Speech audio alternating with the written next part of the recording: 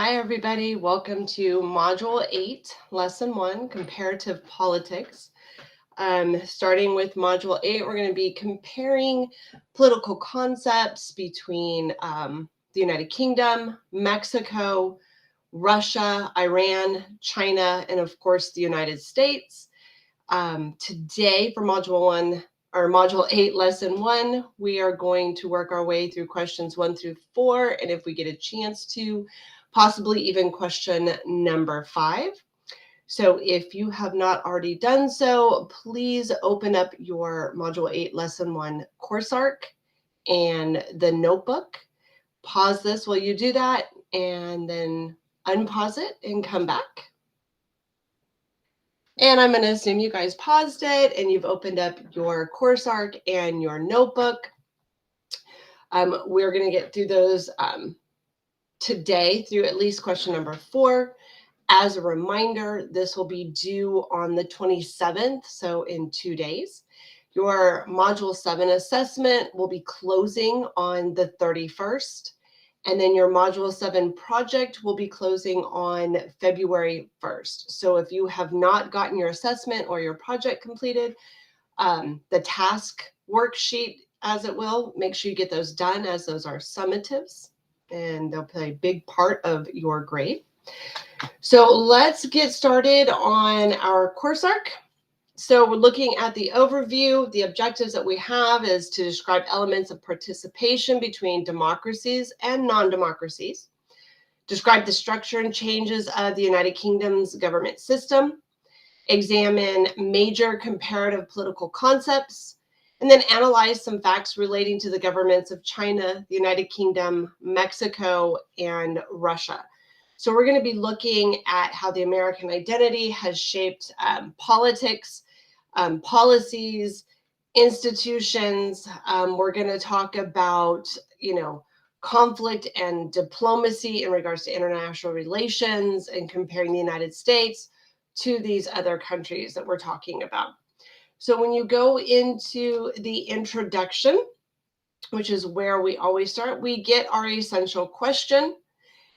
We have the Queen Elizabeth and Prince Philip, who are now, of course, both passed away, the former longest reigning queen and longest reigning monarch in history, right here in this picture. But here's our essential question that we're going to answer at the end of our notebook.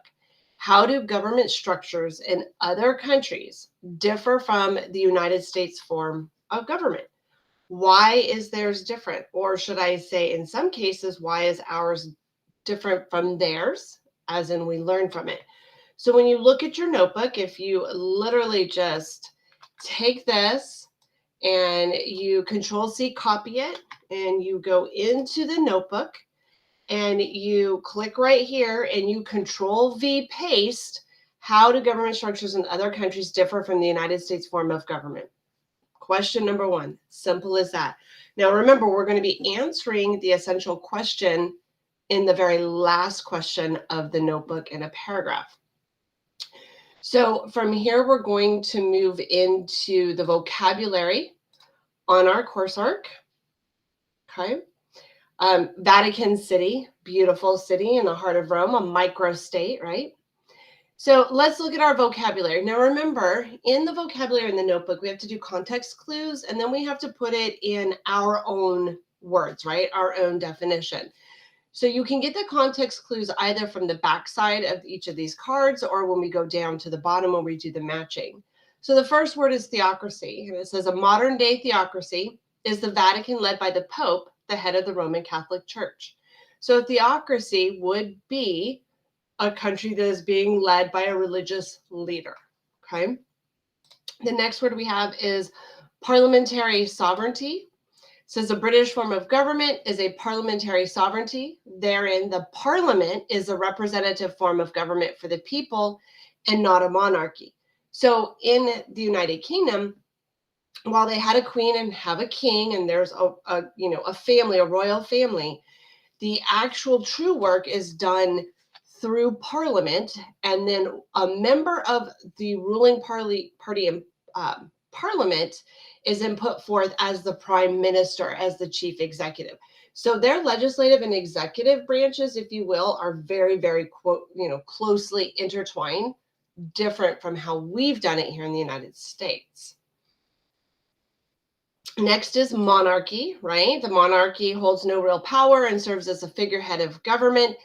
And there's quite a few countries where we see the monarch, the head, the figurehead, if you will, of the government, whether it be in the United Kingdom or, say, Monaco. They don't hold true power. They are kind of the figurehead of it. The next word we have is commonwealth. Commonwealth is a political community founded for the common good that is sometimes synonymous with a republic. So a bunch of the groups together, coming together to work together. And in fact, that is what the United Kingdom of Great Britain calls themselves. They call themselves a commonwealth because of all the countries that are also part of this whole, if you will. Our next word is republic, which you guys should remember. A commonwealth is it gives us like commonwealth, same thing.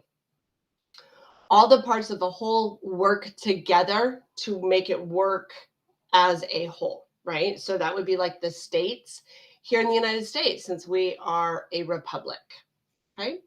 And I think that's it for our words on our thing. So let's do our matching part of it.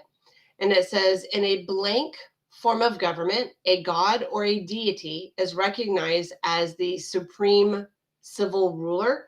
Well, we know that is a theocracy because they're talking about religion, right? In a blank, parliament is the ultimate source of law, not the Constitution or a court interpretation of the law. So we know that one, parliamentary sovereignty, right? That goes there. And remember, you can either drag and drop or you can do drop down. Queen Elizabeth is an example of a blank, a sovereign head of state, usually inherited through family lineage. So we could do a drop down and say a monarchy. And we now know it's also King Charles, right? A blank is a political community founded for the common good, and that would be the Commonwealth. And then the United States is an example of a republic, a form of government where people elect their representatives to act on their behalf and make government decisions. So hopefully you guys have that part on your course arc completed. And then remember, I told you could either use the context clues on the back of the card, or you can do what I have done, which is you can highlight, Control-C, copy, and then come over to the notebook, and then you would just Control-V, paste, right? And there we have our context clues for each of the words that we just did. Remember, the context clues are not a straight definition. It's a sentence where you get the idea of the meaning of the word based on how it is used. And then, of course, the definition that you would do, not one that you Googled and copied and pasted off the internet, the one that comes from your understanding. So my definition for a theocracy is a religion or religious leaders that run the country. In a parliamentary sovereignty, elected officials in parliament are the final say on all laws. In a monarchy, it's where your king or queen or sheikh are the head of their country through an inheritance by family. And like when I say sheikh, you know I'm talking about like Saudi Arabia, one of those countries, right? A commonwealth is a group of states or countries combined together for the good of the whole. And then a republic is where people elect officials who then create laws, run the country based on the people's needs and choices. Okay, so hopefully you have, you copied and pasted your context clues out of the course arc, and then you've gotten your actual definitions, not the Google definitions for your words. Let's go back to our course arc. Hopefully you have all of these completed on there. And then we're going to move on to our next page in our course arc. So this next one talks about sources of power, like who makes the decisions. In a constitutional democracy, the government is chosen by its citizens. They rule by laws, not by individual leaders.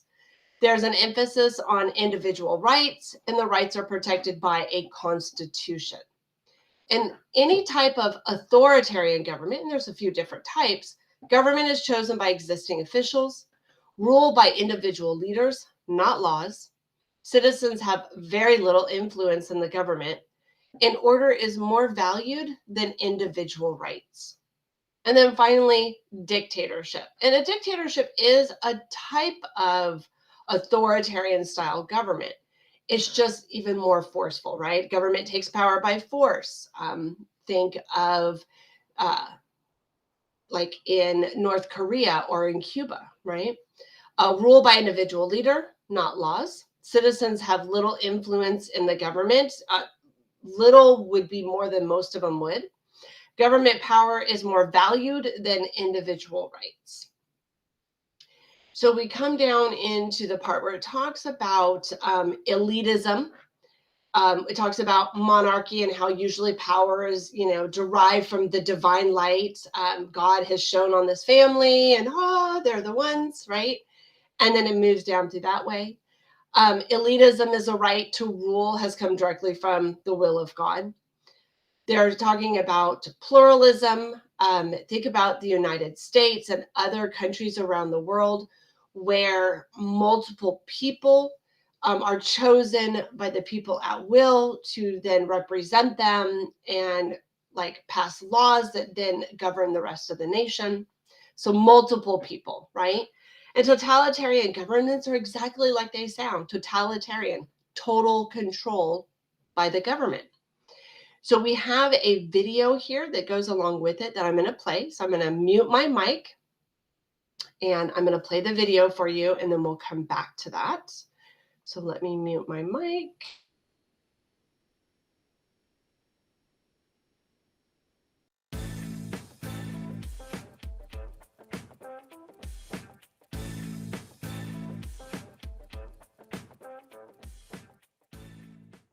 Our next section involves who rules, and this took a look at a number of different types of governments that we have around the world. And one of the first ones that we looked at is any form of government with a single ruler would classify as an autocracy. Now that's going to be divided into two main types, where one person has all the power, with a monarchy and a dictatorship. Okay, let's start with monarchy. That's the traditional king and queen ruling the country, and power is inherited through family line, typically the firstborn son. And a lot of the, if you've taken European history or just know about the kingdoms there, they started out as an absolute monarchy where the monarch would have complete control over the country. Since then, they still have monarchies in Europe, but they're constitutional monarchies, which means that the monarchs are still the head of state. They do a lot of the diplomacy and things like that. However, it's really more of a ceremonial position. There's still a constitution. They still have a republic. They vote for parliament and certain representatives, but there still are existing monarchies throughout the world. Dictatorship is the one we're probably the most familiar with, certainly in sense of former dictator Saddam Hussein in Iraq, Adolf Hitler, Bashar al-Assad of Syria. We hear that word dictatorship. One leader has absolute control over citizens' lives. The United States ousted Saddam Hussein several years ago when we invaded Iraq. People now are questioning, if you had to pick a poison, is it better to have a Hobbes viewpoint, to have someone like that in control? It's not the best, but it keeps stability in the region. Or what happens when you try to create a democratic government and you have different people competing? Yeah, that's a good point. I mean, is it better to have a dysfunctional dictatorship that violates people's rights but keeps order versus a completely dysfunctional democracy that is closer to anarchy? Right. And really neither of them are good situations, but the goal is to try to get towards a more secure and orderly state without having to take away everyone's rights. Absolutely. And that's the goal of each government. Yeah, we'll take a look at democracy now. Citizens hold the political power. Two types of democracy. We're going to have representative democracy and direct.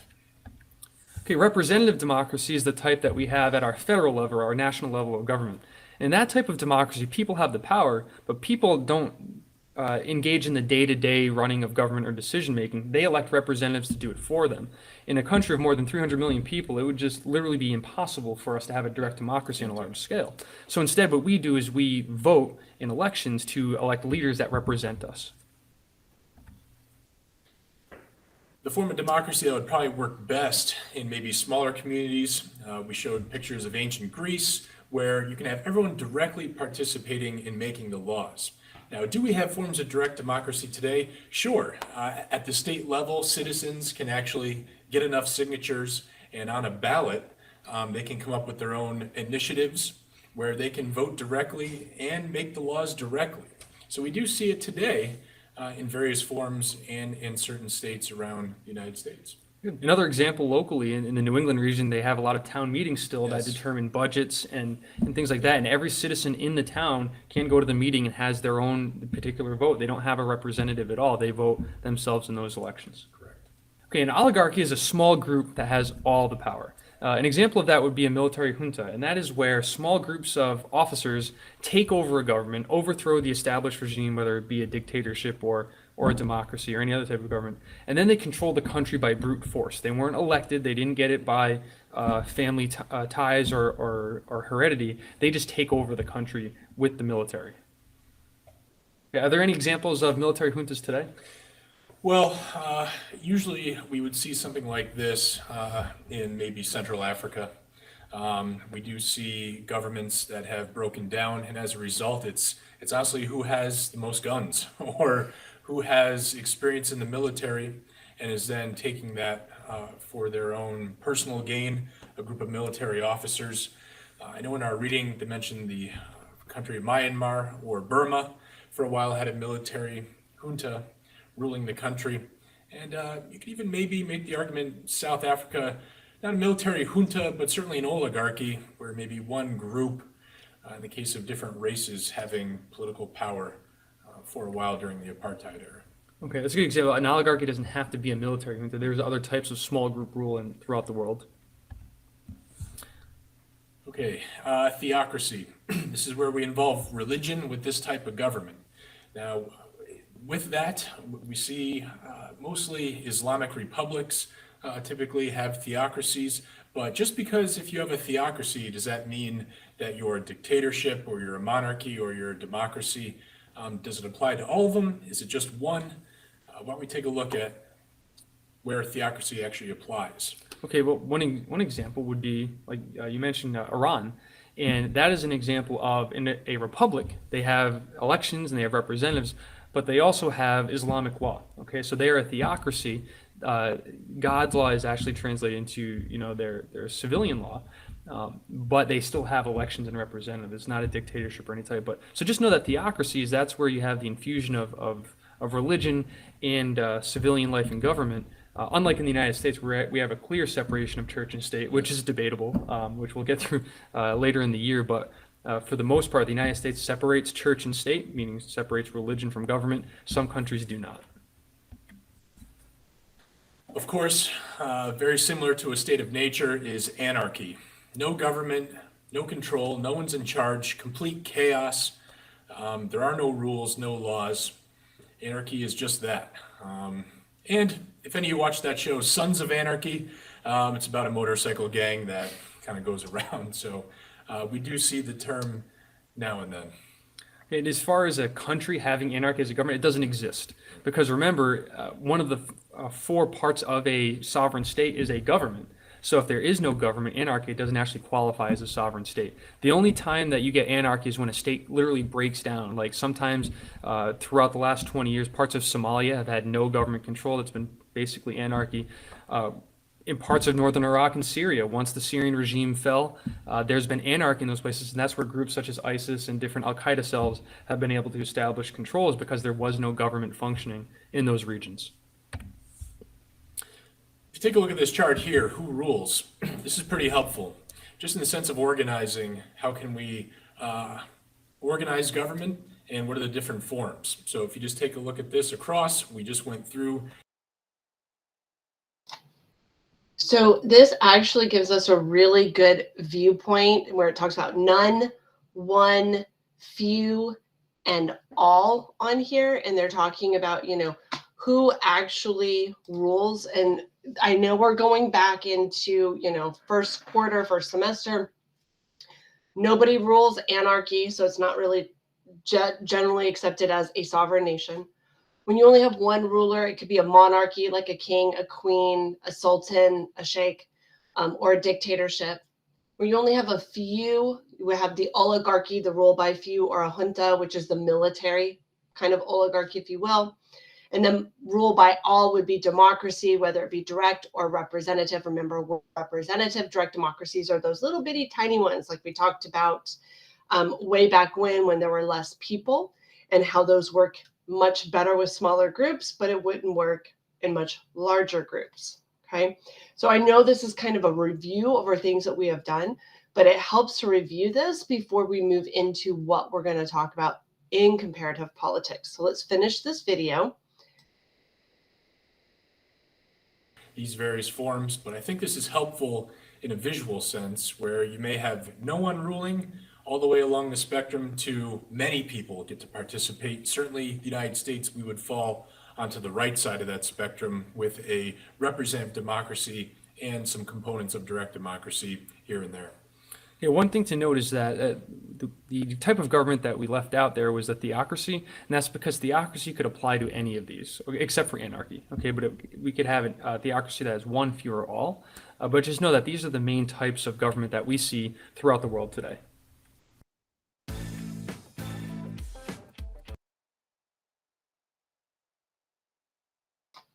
All right, so there aren't any questions in our course arc, but we do have a section in our notebook. So I'm going to flip over to our notebook. So after we have completed the vocabulary, and that's the same on the rubric, right? You have to have the correct essential question written down. You have to have the 5 words with the context clues and then your own definitions, like it says on the rubric. Question number 3 talks about sources of power, which is the video that we just went through. And it says research and compare systems of government in the chart below. So there's federal, republic, or republican democracy, and they've already done the work for us on there. The next one is monarchy, and then the next one after that is totalitarian. And so we know when we're talking about republic or republican democracy, it's the people who elect representatives to work for their needs, right? In government, the government is overseen by a constitution, and each state has its own constitution and representatives, right? So it says type of government, how does it work, and then the perfect example, the United States. Underneath monarchy, we know it's a political system based on undivided sovereignty or rule of a single person. The term applies to states in which supreme authority is vested in a monarch, an individual ruler who functions as the head of state and who achieves his or her position through hereditary, meaning through the family line, right? Most monarchies only allow for male succession, usually from father to son, although Great Britain recently changed its rulings to allow for female succession. So, and then some examples: the United Kingdom of Great Britain, Saudi Arabia, Brunei. That's 3, pick any one country that has a monarchy, whether it be a true full-on monarchy like you see in Saudi Arabia, or a constitutional monarchy like we see in the United Kingdom.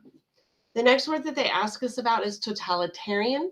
And we know totalitarianism is a form of government that prohibits any kind of opposing political parties, any kind of opposing political ideologies. You are not allowed to, if you think differently, you definitely don't want to speak out differently, because that is not welcomed. It's not allowed. It's not okay. They control all aspects of the public and private lives of the people. Under a totalitarian regime, all citizens are subject to the absolute authority of the state. It is a form of government that theoretically permits no individual freedom and that seeks to subordinate all aspects of individual life to the authority of the state.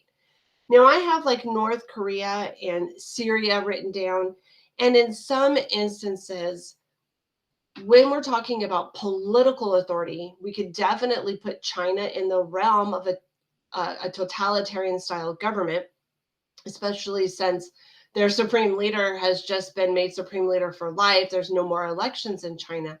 What keeps it from being classically considered a totalitarian government is because of their kind of socialistic style of economics that they've recently started instituting. But make no mistake, everything that is done in China, their government has its hands in. Their government controls everything. They may allow private ownership and they may allow some type of capitalistic style businesses and money making, but they are taxing the heck out of their own people. And what is allowed is what they will allow. And if they change their mind tomorrow, they change it tomorrow. And there's no choice for the people. They just have to follow with what it has. Okay. So when we look at the rubric for this particular portion, it tells us that we need to fill in all 4 sections to get the full marks on there. So when you look at this, 1, 2, 3, 4, all 4 sections are filled in. So the next item that we're going to go to is the United Kingdom. So let's go back to our course arc, click on the United Kingdom. And then we get to, we know that the United Kingdom is a parliamentary constitutional monarchy. So in other words, their system of government is a constitutional monarchy with a parliament making up its governing body. Okay. The United Kingdom of Great Britain and Northern Ireland also includes the countries of Scotland and Wales. The British Constitution is based on common law and tradition. It began in Magna Carta through in 1215 to the English Bill of Rights, all the way through to what they currently have today. So we go through this part on here, and it talks about the Parliament is the main legislative body for Great Britain. It is bicameral, meaning there are 2 houses, if you will. You have the lower chamber called the House of Commons and the upper chamber called the House of Lords. The House of Lords is made up of life peers and members of the aristocracy. The House of Lords are not chosen by the people, but can receive the position in a few ways. It could be if they inherit a title passed on to the eldest son. If the title cannot be passed on, there's nobody to pass it on to. A law lord who has a life appointment, or the bishop or archbishop of the Church of England. The House of Commons is the lower chamber. So the House of Lords would be kind of like our Senate, if you will. The House of Commons would be kind of more like our House of Representatives. And there's 265 members in their house that are elected by the people. Each member serves a 5-year term. The House is responsible for passing all of the government legislation. The Prime Minister is selected after the members of the House of Commons has been elected. The Prime Minister is selected by the majority party in control of the House of Commons. The Prime Minister has a cabinet of ministers that serve as advisors and also as members of Parliament. So remember when I said like their legislative and their executive, because the Prime Minister is also the head of the executive, are like this, absolutely like this. There is no separation between those 2. It also talks about that it's a constitutional monarchy. They have a monarch that is the head of state for the Commonwealth. Basically, they've taken on more of a ceremonial role as it has gone on through the years. So we have one quick video on how Parliament works, and then we'll answer the questions and move over to the notebook. So I'm going to mute my mic. We'll do the video, answer questions, and then do the notebook.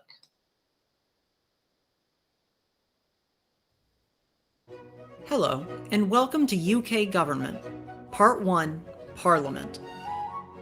In the United States, we're used to governmental power being divided between separate branches under the principle of separation of powers. The UK, however, operates according to the principle of parliamentary sovereignty, which means that all the power of government is vested in Parliament. So if we understand Parliament, we understand the government. To start, the Parliament of the United Kingdom is bicameral, meaning it consists of 2 separate houses, the House of Commons and the House of Lords. We'll get to both, but for now, let's talk about the Lords. The House of Lords is made up of unelected, well, lords. No, not those lords. Yes, those lords. Meaning citizens who either inherited their title via family ties or by royal appointment. The size of this house isn't set in stone, and as of 2015 at least, has 778 sitting members. In the distant past, the House of Lords had relatively significant power and could introduce, amend, or reject bills, and acted as the official Supreme Court. Today, though, the Lords retain only their ability to introduce bills or delay them. Think filibuster. In 1911, the Lords were stripped of their right to amend and reject bills. Then, more recently, in 2009, the judicial power of the Lords was also replaced by the creation of a separate Supreme Court of the United Kingdom. Now, let me digress just a bit to say, don't get fooled by the sound of Supreme Court of the United Kingdom. Here in the States, we're used to a powerful Supreme Court that can overwrite laws it doesn't like. This is distinctly not what the UK Supreme Court does, because that would violate the whole idea of parliamentary sovereignty. In the UK, the Supreme Court is only the court of highest appeal. It does not have judicial review powers. Now, where were we? Parliament. Okay, now let's move away from the House of Lords and talk about the House of Commons. The Commons is, without a doubt, the most important governmental body in the United Kingdom. It's made up of 650 elected representatives called MPs, which is just a nifty abbreviation for Member of Parliament. And each MP represents one of the 650 electoral districts in the UK. The Commons is led by the Prime Minister, who is both the head of government and the leader of the majority party.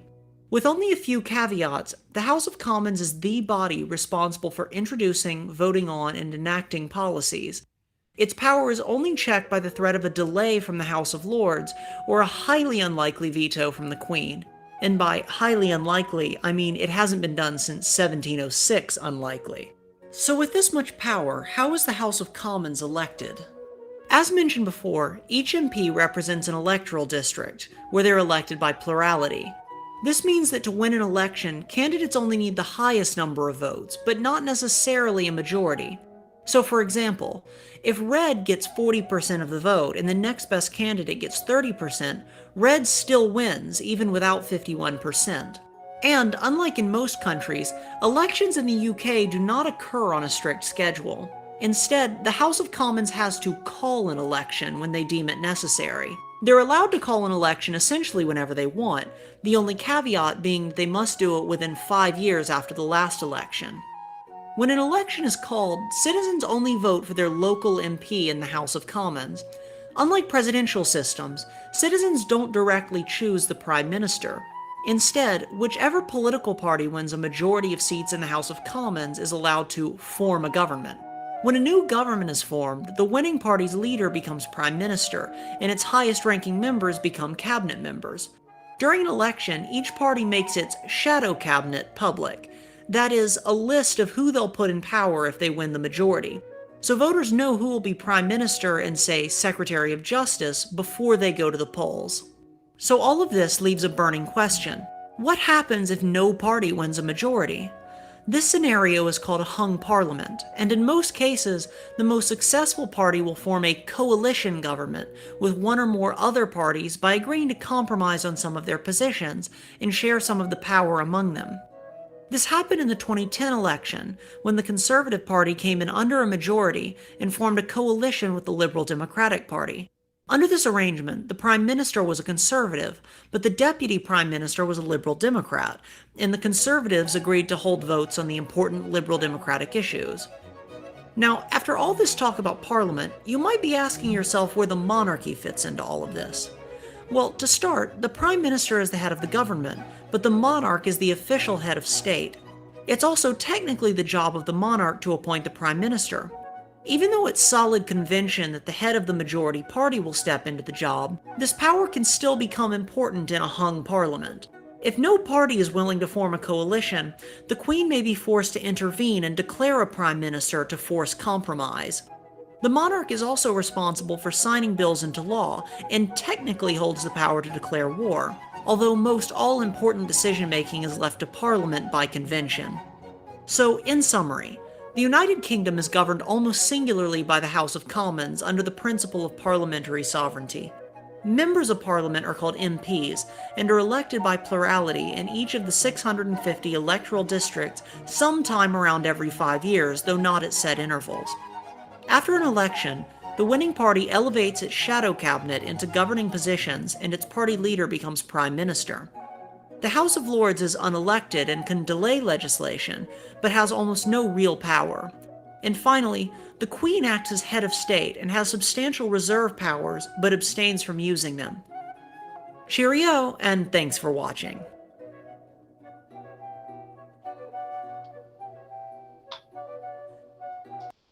All right, so let's go through the questions on here and then we'll get to the actual notebook. So it says, which of the following statements best explains the significance of the Magna Carta to American history? And when we're looking at this, we know that it basically said that the law is above the king, right? It was the first time where they started talking about the fact that the king couldn't just do as they wished or what they wanted to do, right? So it implied that the law is above the king. Parliament and Congress are similar government structures in that the people elect representatives. No, they don't represent both houses in the legislative body and Parliament, do they, right? They don't have the same number of people. We know the president and the prime minister are completely different, right? We elect the president. Their parliament elects their prime minister. So the only thing that leaves is each is a bicameral legislature, 2 houses, right? The final say as to what government can do or any change to law is made by, who makes that one? Well, we know it's not the monarch, right? We know the prime minister actually, puts forth what they think should be happening, and they have their own, what they call shadow government, right? But ultimately, they come from Parliament, right? And the legislative body elected by the people of Great Britain is, remember, is their House of Commons. And so you can go up and we can double check, make sure we answered everything correctly. Come on down. And there you go. We have it all correct. So hopefully you have those answers correct in your course arc. Let's go over and look at the rubric for this part, and then we'll look at the actual notebook. And it says, for the Learn United Kingdom, research on Parliament's website, find out how Parliament works and how the 3 central elements all work together. And it says to get full marks, we need to have 2 full paragraphs. Remember, that's a minimum of 5 sentences a piece. Let's look over at the course arc. And so we have not only the video, but we can click on this hyperlink. Remember, all the blue links are hyperlinks. You click on there, and it takes you to the United Kingdom Parliament, kind of like the House of, or actually the House of Representatives or the Senate, Congress. There's the website for them as well. And so you come in here and you look at the House of Commons. You can look at the House of Lords. You could look at members of Parliament, how they vote, their bills, committees. They even talk about Brexit when Great Britain left the European Union. And then you come over to the notebook and it says, find out, and we got to do 2 paragraphs, right? Well, we know Parliament is made up of 3 central elements. You have the House of Commons, you have the House of Lords, and you have the monarchy, right? And basically, we know the main business takes place in the 2 houses. The decisions made by one house generally have to be approved by the other, although the House of Commons is the body responsible for making, reviewing, and enacting the laws governing the United Kingdom. One of their main roles is to examine and challenge the work of government through questioning ministers, debating, committee work. The central role of Parliament is to make new laws as well as to make changes to existing legislation. Both houses of Parliament hold debates in which members discuss government policy, propose new laws, and topical issues of the day. The budget is presented to the House of Commons by the Chancellor of the Exchequer every year.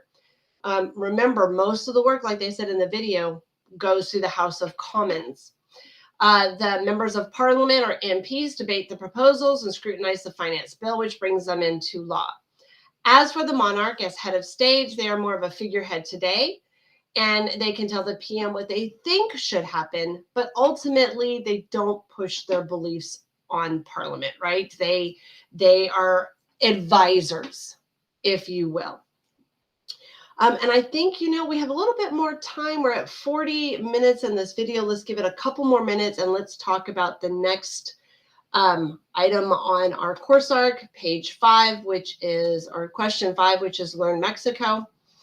And in here, we're just talking about the fact that Mexico is a federal republic since it declared it Spain in 1824.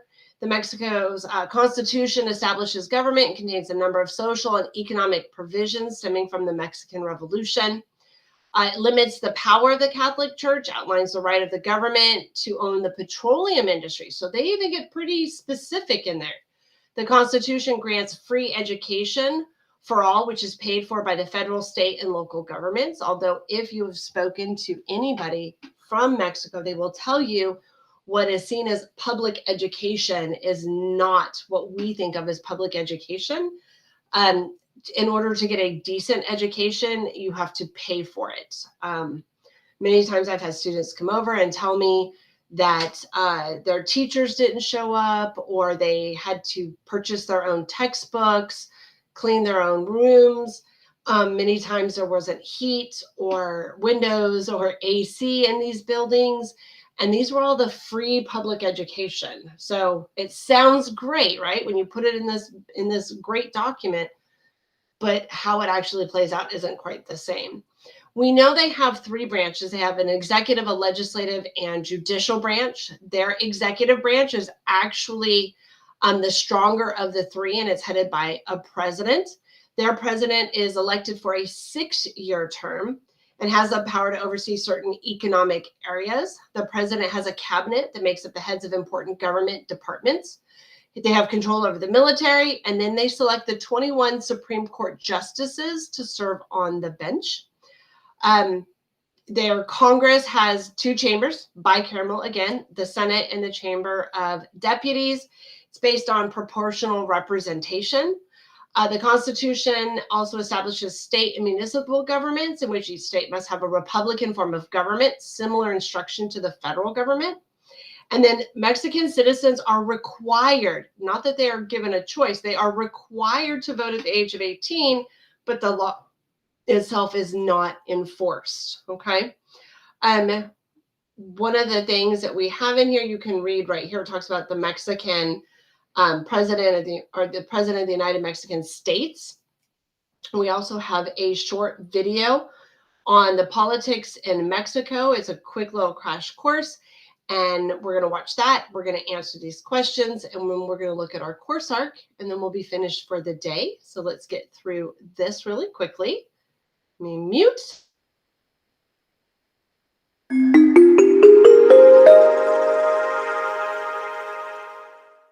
Mexican politics consists of a framework of the federal presidential representative democratic republic. The Mexican president is the head of state, head of the government, and of the multi-party system. The government representing the Mexican states is divided into 3 parts, namely, judicial, executive and legislative branches. The executive branch is headed by the President of Mexico and advised by a cabinet of secretaries. The legislative branch is divided into the Senate of the Republic and the Chamber of the Deputies, who form the Congress of the Union. Last but not least, the judicial system consists of the Supreme Court of Justice of the nation, the Council of the Federal Judiciary, and the collegiate, unitary and district tribunals. Mexican political parties have to be registered in the National Electoral Institute before being authorized to stand for elections or receive public or private funding for their operations. They also must obtain at least 2% votes in the federal elections to keep their names in the electoral registry. The parties can form coalitions and alliances to retain majority votes and can nominate candidates for any elections. The coalitions must also present their particular name and logo to represent. Once the seats are assigned, the coalitions don't necessarily work together during the term of the government. The main parties that dominate Mexican politics are the National Action Party, PAN, the Industrial Revolution Party, PRI, and the National Regeneration Movement, Morena. Elections in Mexico. All Mexican citizens who are 18 years and older have the right to vote and do not need any registration to be able to vote. The national identity card serves as the voting card, thus making all citizens automatically registered to be able to vote. The president serves and is re-elected every 6 years. The Congress of the Union itself becomes the electoral college to elect an interim president following the absolute majority in the case where the president is absent. This can be due to death, impeachment or resignation. In all other cases, the elections are direct and do not require the constitution of an electoral college. In the Legislative Assembly, the Senate of the Republic serves for a term of 6 years, whereas the Chamber of Deputies is re-elected every 3 years. History of politics in Mexico. Followed by the Great Depression, a severely fragmented society arose, leading to a number of weak political parties. In 1929, these fragments were united into a single party called the National Revolutionary Party, NRP, with a name to stabilize the nation and ending conflicts. Over the years, the party changed and was finally renamed as the Industrial Revolutionary Party. Being dominant and adapting to any means necessary to stay in power, the party enjoyed power and freedom with little to no opposition. From the 1970s, the electoral system was reformed and allowed other parties and constituencies to attain seats in the parliament, paving the way for a democracy to be established. Subsequent changes and reforms over the years saw the rise of many other political parties that rose to power and helped in forming a free democratic nation.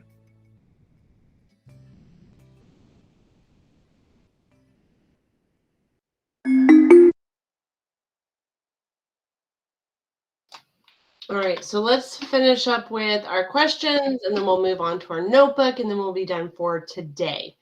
So after Mexico declared its independence from Spain in 1822, it became, well, we know it became a federal republic, right? Not a communist state, not ruled by religion, and they don't have a monarchy, so at least federal republic. The Chamber of Deputies serve 3-year terms and are a mixed system of direct vote and proportional representation. So based on the number, and like if you have this many of this party, you have to have like this percentage of this party, then you have this many people representing them. That's what they mean by proportional. Okay, so let's go to our notebook. First, we'll look at our rubric. And on here it says a list of 5 differences and 5 similarities between the United States Constitution and the Mexican Constitution. So we come back to our notebook. And so I did the first 5 things that are similar. And there's a lot more than 5 things listed, both when you click on the hyperlink for the Mexican Constitution, as well as what we learned in the video and from the reading in the course arc. We know that both governments have 3 branches, right? Both of governments have presidents. Both have Congresses that are broken into 2 chambers each, so they both have bicameral Congresses. Both have Congresses that have powers to declare war, and senators in both countries serve a 6-year term. So those are some of the similarities, right? The differences. The Mexican executive branch is the strongest branch, whereas in the US, we wanted our Congress to be a stronger branch because it's the most representative branch. The Mexican Chamber of Deputies serve 3-year terms and are elected in a mixed system of proportional representation and direct vote, whereas for the United States, we do representative government, right? But it's not this proportion of people are, you know, from this branch or this party or that party, etc. Citizens are required to vote at 18 in Mexico by law. Now, remember, they said they have a national ID card. We do not. We have individual identification cards per state. So by them having a national identification card, you're automatically registered to vote and expected to vote, although they do not enforce that law. Mexico has 21 Supreme Court justices. We have 9. And then the Mexican president serves a 6-year term, whereas our president serves a 4-year term. So that takes us actually through questions 1 through 5 on the course arc and on the notebook. Next tomorrow, in fact, next class, We will finish up the rest of the questions, watching a few more videos. We're going to talk about Russia and China and Iran and their thought process. And just one last reminder, again, your Module 7 assessment will close on the 31st. Your Module 7 project will close on the 1st. And this notebook, course arc, and quiz will be due on the 27th. So that'll be Thursday. As a reminder, every question that we do in our course arc goes into that question bank for your quiz for Module 8, Lesson 1. So in essence, as we go through these questions, we're actually already reviewing for your summative quiz. And that's it for today. I will see you guys tomorrow in class. Have a good rest of your day. Hopefully you'll get the rest of this completed and you'll be ready and willing to go tomorrow. Have a good day, everybody. Bye.